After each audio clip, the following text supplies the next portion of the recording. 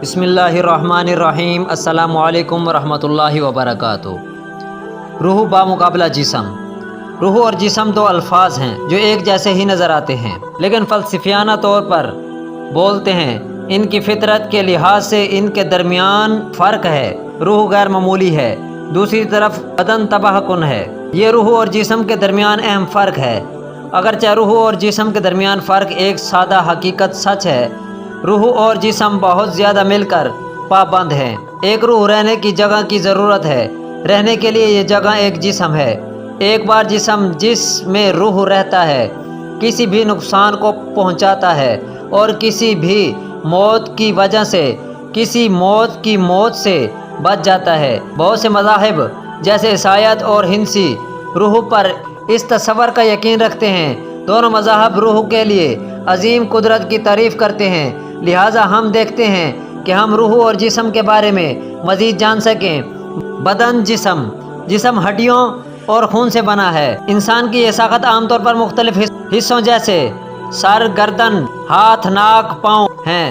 جسم ناقابل یقین ہے۔ آپ ایک جسم کو آگ سے جلا سکتے ہیں، اسے مضبوط بادل سے پھینک دیتے ہیں، گیلے پانی کا استعمال کرتے ہوئے، یا اس کو جھٹکے یا تلوار کے طور پر ہتھیاروں کا استعمال کرتے ہوئے ٹکڑوں میں کاٹ سکتے ہیں، کیونکہ ایک جسم ٹھوس ہے۔ اگر ہم چاہتے ہیں تو ہم جسم کو بھی ختم کر سکتے ہیں۔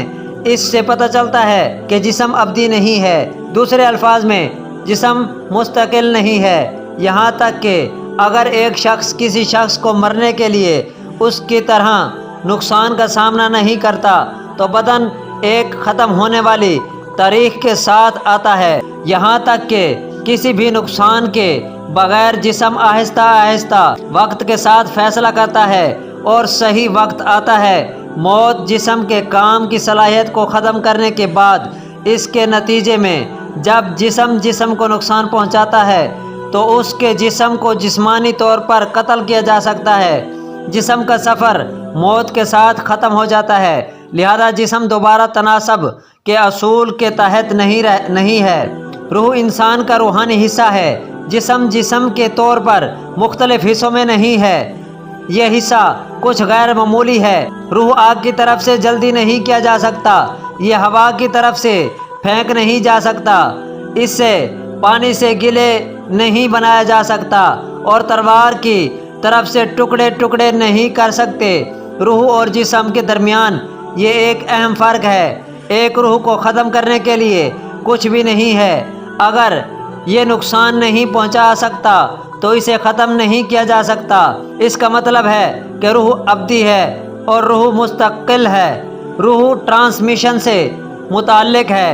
ٹرانسمیشن کا مطلب یہ ہے کہ جس میں روح زندہ رہتا ہے، روح دوسرے جسم میں چلتا ہے۔ روح دفن نہیں کیا جا سکتا، روح بحالی کے لیے اصول کے تحت ہے۔ ایک شخص جس نے روح کی عظیم فطرت کو محسوس کیا، اسے ایک آزاد شخص کہا جاتا ہے۔